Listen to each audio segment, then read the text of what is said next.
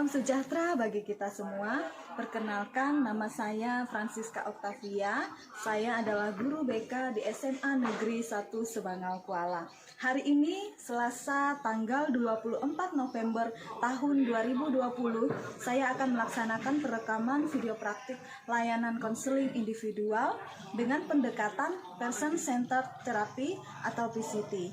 Demikian perkenalan dari saya. Selamat menyaksikan dan terima kasih.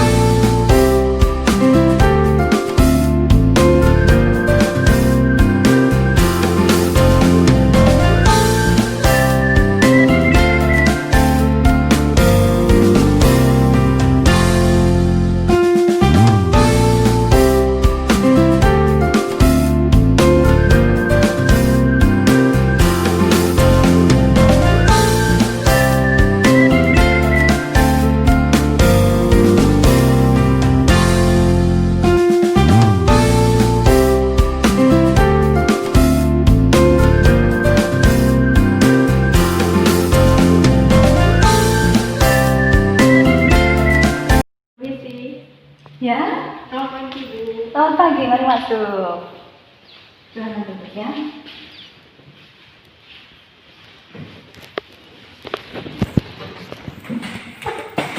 Terima kasih, Bu. Kamu siswa kelas 10 ya? Iya, Bu. Saya Gadis kelas 10 ini. Ya. Namun sebelumnya nih, kamu pernah nggak datang ke guru BK gitu? Belum, Bu. Jadi pertama kali saya setelah Iya. Berarti pengalaman pertama ya. Sini. Terus bagaimana nih? Karena baru pertama kesini kan, menemui ibu nih. Menurut kamu nih, bagaimana ruangan tempat kita konseling ini? ruangannya cukup tenang, jauh dari ruangan kelas, jadi tidak aman. Tapi sebenarnya saya sedikit takut berada di sini, Bu. Takut? Ya. Kamu nggak perlu takut sebenarnya. Ya, teman-teman kamu kan sering juga nih menemui ibu gitu ya ke tempat ini. Iya sih, Bu. Tapi Ya, kamu tidak perlu takut sebenarnya, tidak perlu juga ragu yang datang ke sini untuk berkonsultasi dengan ibu ya, sebagai guru BK, karena ibu di sini sebagai seorang konselor atau seorang guru BK itu memberikan layanan untuk membantu siswa menghadapi masalah atau kesulitan di dalam mengambil keputusan. Ya. Begitu ya. Kalau menurut kamu nih, apa peranan dari konselor atau guru BK seperti ibu ini, kemudian apa juga peranan dari konseli atau siswa yang datang dalam proses konseling. Menurut saya, guru BK itu tugasnya menyelesaikan masalah yang dihadapi siswa seperti saya. Kasih untuk pendapatnya. Namun mohon maaf ya, jadi sebenarnya jawaban kamu itu masih belum tepat ya. Jadi sebenarnya di sini ibu sebagai seorang konselor atau sebagai seorang guru BK itu berperan hanya sebagai fasilitator saja. Jadi dalam proses konseling yang ibaratnya fasilitator dalam proses konseling ini saya itu membantu gitu ya, membantu siswa yang datang atau konselor yang datang untuk menemukan jalan keluar dari permasalahan yang seperti gadis hadapi ya. Nah, sedangkan di sini yang harus aktif itu adalah konseling ya, dia berperan aktif di sini perannya untuk mengemukakan apa yang dialami, apa yang menjadi masalahnya, apa yang sedang dia hadapi, kemudian apa juga yang sedang dirasakan, dan jelas semua itu dilakukan disampaikan dengan jujur ya, dengan jujur serta mampu menemukan juga ya. Konseling juga bisa menemukan nanti sendiri jalan keluar dari permasalahan yang dihadapi.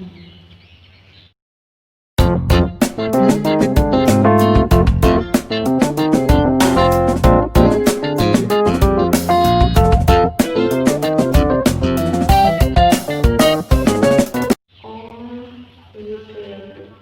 Saya mengerti, tapi saya malu cerita ke ibu. Ya, jadi sebenarnya kamu gak perlu malu ya, dari ibu sih gak perlu malu, kamu juga gak perlu takut untuk bercerita kepada ibu. Kamu juga ibaratnya gak usah khawatir lah begitu ya, gak usah khawatir karena kami sebagai guru BK atau konselor itu punya satu kode etik, yaitu kode etik itu apa? Kita menjamin satu kerahasiaan ya atas masalah yang dihadapi oleh konseli atau siswa yang datang. Jadi apapun yang disampaikan di sini itu cukup hanya konselor dan konseli yang tahu. Ya, jadi kamu jangan khawatir, kamu jangan takut ya. Di sini ibu sangat menjamin ya pembicaraan kita ini tidak akan diketahui oleh orang lain. Oh begitu. Kalau begitu saya nggak ragu cerita kepada ibu tentang masalah saya. Nah, terima kasih ya gadis ya, ibu berterima kasih karena mau percaya gitu ya, percaya dengan ibu, kamu mau terbuka atau cerita dengan ibu. Nah, namun kita sebelumnya kita sepakati dulu ya, sebelum kita membahas permasalahan yang kamu hadapi, kita membuat satu kesepakatan waktu dulu ya. Kita buat kesepakatan waktu yang diperlukan untuk konseling ini ya. Kira-kira misalnya 45 menit cukup nggak untuk kita melakukan proses konselingnya? Gimana menurut kamu? Iya Bu, kayaknya cukup. Iya, oke ya. Kalau kita sudah menyepakati waktunya dengan 45 menit, waktu yang kita gunakan untuk konseling. Nah, sekarang coba kamu ceritakan gitu ya, masalah atau hal-hal apa yang kamu sedang hadapi atau alami. Saya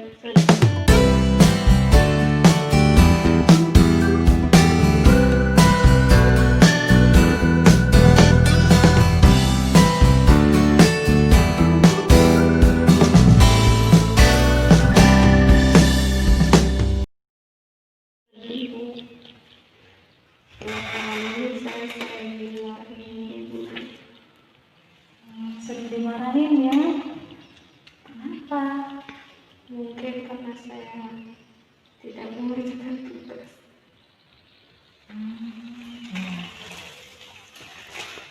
Coba ya kamu ceritakan hal apa yang membuat kamu tidak bisa mengerjakan tugas.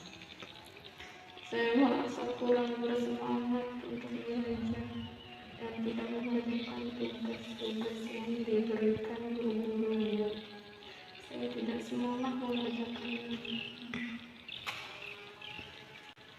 Ya, jadi kamu merasa kurang bersemangat belajar ya, dan tidak mengerjakan tugas karena tidak ada waktu gitu ya untuk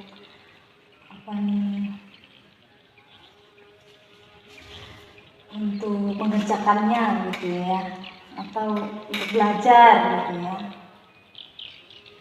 Iya, Bu. Di tempat tante saya sibuk bekerja membantu tante berjualan bakso karena pelanggannya banyak sekali. Dari desa-desa tetangga pun datang untuk membeli bakso di tempat tante saya. Saya akhirnya tidak punya waktu untuk belajar karena sibuk berjualan. Oke, ini saat tidak ada pelanggan misalnya, kan mungkin ada waktu tertentu gitulah, pelanggan itu bisa nggak datang sepi gitu ya kan, kadang-kadang ada satu waktu gitu ya, nggak mungkin selalu ada orang gitu ya. Nah misalnya itu kan anggaplah ada waktu senggang, kamu melayani pelanggan gitu ya. Apa yang kamu kerjakan kira-kira saat waktu itu senggang begitu, jika saat tidak ada pelanggan? Saya biasanya cuci piring dan kadang duduk santai saja sih, Bu. Ya, jadi meskipun ada waktu senggang begitu, ketika tidak ada pelanggan, kamu tetap tidak mengerjakan tugas gitu ya?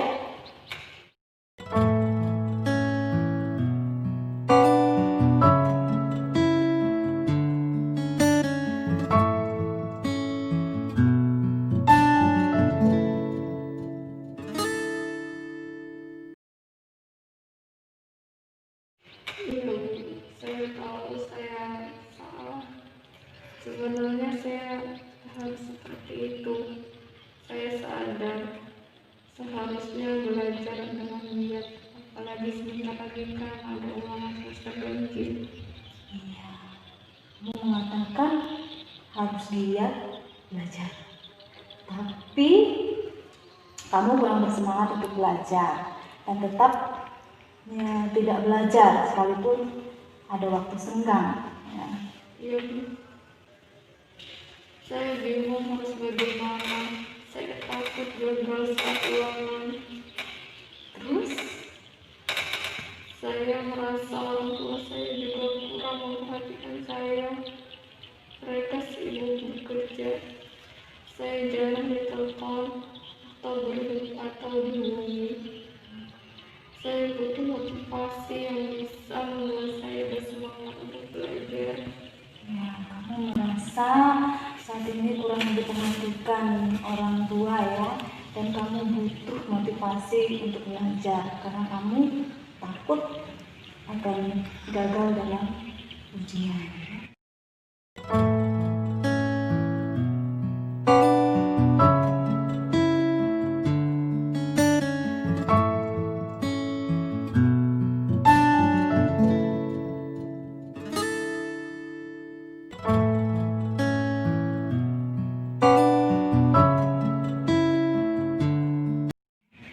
Iya, Bu. Kalau saya begini terus, saya akan gagal ujian. Jadi, kamu merasa tertekan menghadapi ujian. Iya, Bu. Saya takut gagal. Kalau saya gagal, orang tua saya pasti akan marah. Jadi saya mohon dia teman-teman. Ibu mengerti perasaanmu ya, berdasarkan dari kamu merasa kurang bersemangat untuk belajar karena tidak punya waktu untuk belajar ya, dan kamu merasa kurang diperhatikan orang tua, merasa takut gagal dalam ujian karena tidak tahu bagaimana harus bagaimana dan semangat lagi. Itu ya. Iya, betul. Nah, Ibu mengerti dengan apa yang kamu alami sekarang ini, ya. Kamu memerlukan perhatian orang tua atau orang-orang lah yang ada di sekitar kamu, ya, khususnya orang-orang yang kamu sayangi gitu ya. Namun sepertinya mereka seakan-akan tidak memperdulikan kamu, apalagi usia remaja seperti kamu ini memiliki rasa penasaran, mencari jati diri, sangat memerlukan namanya orang lain. Makanya banyak remaja itu bergaul atau mencari kesenangan dengan teman-teman mereka sebaya dan sahabatnya, ya. Namun percaya ya, percaya aja deh ya, tidak ada di dunia ini sesibuk-sibuk apapun orang tua, seperti apapun apa yang dilakukan orang tua, itu tidak di dunia ini tidak ada orang tua yang tidak menyayangi anak-anaknya, ya. Hanya saja cara mereka, ya, cara setiap orang tua itu untuk menunjukkan kasih sayangnya itu beda-beda, ya. Misalnya orang tua kamu, cara mereka menyayangi kamu misalnya dengan bekerja, ya, bekerja keras sampai keluar dari wilayah kita ini kan, ya, tidak satu wilayah dengan kamu sekolah di sini, orang tua bekerja di tempat lain untuk mencari apa? Jelas untuk mencari penghasilan yang lebih banyak begitu ya, untuk mencukupi kebutuhan sehari-hari keluarga, ya. Iya sih, mereka sering kali memenuhi apapun yang saya inginkan. Saya tidak dapat, mereka pasti kirim uang ke saya. Mantap ya, tuh ya. Jadi sekarang coba deh, ya. Itu kan cara orang tua kamu menyayangi kamu, ya. Apapun yang kamu perlukan mereka mereka berikan gitu ya, diperlukan pasti mereka wujudkan. Nah sekarang coba kamu pikirkan dulu ya, apa yang membuat kamu itu bisa bersemangat.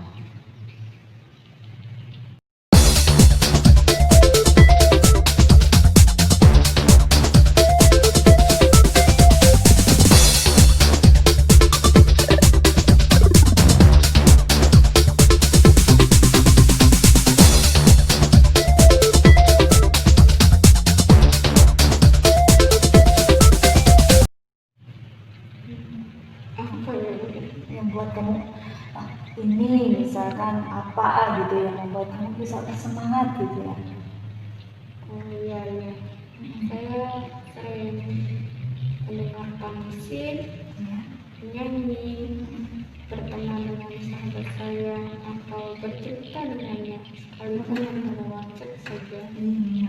Ya. Nah, kamu sudah tahu tuh ya hal-hal yang membuat kamu bersemangat. Jadi kira-kira nih coba kamu buat satu pikirkan gitu ya, satu rencana gitu ya, apa rencana begitu untuk meningkatkan semangat kamu dalam belajar. Mungkin saya akan mencoba mengatur waktu dan belajar dengan baik, misalnya dengan mengisi waktu senggang untuk saat berjualan. Saya juga akan jalan-jalan bertemu sahabat atau chat dengan sahabat dan sesekali mendengarkan musik atau menyanyi. Ya, hobinya nyanyi gitu ya. Bagus ya. Kamu sudah menemukan nih jalan keluar yang menurut ibu ya, keluar yang membuat kamu bersemangat gitu ya. Dan menurut ibu itu sangat bagus ya, atau tepat gitu ya. Nah, apa kira-kira yang kamu mau, kira-kira kamu nih mau nggak melakukan ini dengan sungguh-sungguh? Tentu saja Bu, saya ini sekali membanggakan hati orang tua saya. Iya, bagus ya, sekali itu ibu juga yakin kamu pasti bisa ya, kamu pasti bisa membahagiakan orang tua, dan orang tua juga orang tua kamu gitu ya pasti bangga dengan kamu ya. Kamu kan anak yang baik gitu ya, mau menolong tante, contohnya menolong tante berjualan itu satu sikap, satu contoh orang yang baik ya, anak yang baik ya. Karena jarang ditemukan anak yang mau, kalau siapa yang orang tuanya kah atau orang di sekitarnya seperti tante, om, sibuk begitu nggak dibantu. Tapi kamu adalah salah satu contoh anak yang baik yang mau menolong tantenya berjualan, itu bagus sekali ya. Nah, itu salah satu sikap anak yang baik. Jadi kamu tentu ya, sebagai anak yang baik kamu tentu tahu apa yang terbaik untuk kamu. Baik, Bu. Saya senang sekali kali ini benar-benar bisa saya laksanakan dengan baik. Saya berjanji akan giat belajar agar bisa sukses menghadapi ulangan semester. Ibu sangat senang ya mendengar semangat kamu untuk melaksanakan setiap rencana-rencana ini. Oke, sekarang ya, masih ada hal lain enggak yang ingin kamu sampaikan? Saya rasa sudah tidak ada lagi. Oke ya. Iya, berhubung juga waktu kita ya sudah habis. Mari kita akhiri proses konseling kita sampai di sini. Tapi sebelum kita mengakhiri ini, kita simpulkan dulu deh hasil pembicaraan kita hari ini. Tadi di awal kamu mengatakan prestasi kamu menurun, semua diakibatkan karena kejenuhan untuk mengerjakan tugas-tugas dan aktivitas untuk belajar ya. Ya, berhubung waktu kita sudah habis ya, mari kita akhiri proses konseling kita saat ini gitu ya. Tapi sebelumnya kita simpulkan dulu ya, kita simpulkan dulu hasil pembicaraan kita. Tadi pertama kamu di awal mengatakan tidak mengerjakan tugas itu karena tidak sempat mengerjakannya karena sibuk membantu tante yang berjualan ya, membantu tante berjualan. Meskipun misalnya ada saat-saat senggang, tidak ada pelanggan begitu, atau waktu luang, kamu tetap tidak mengerjakan tugas gitu ya.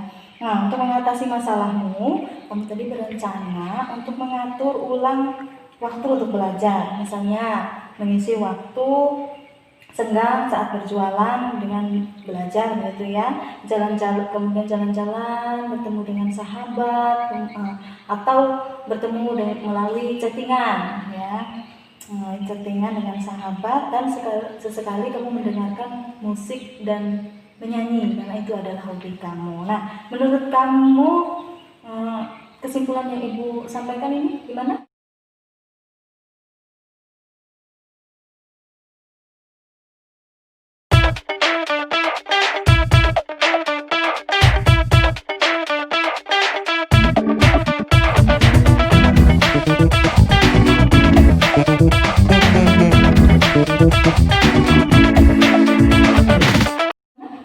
Ya Bu, betul Bu. Dan saya akan berusaha agar dapat semangat kembali dalam belajar. Iya, Ibu senang sekali mendengarnya, mendengar kalau kamu bersemangat lagi untuk belajar. Nah, sekarang bagaimana nih perasaan kamu sekarang ini? Alhamdulillah, saya juga merasa sangat senang dan lega. Sekarang saya sudah tahu apa yang harus saya lakukan. Ya, jadi setelah konseling ini berakhir, ya, rencana kamu atau apa yang kamu lakukan gitu ya, rencana kamu gimana?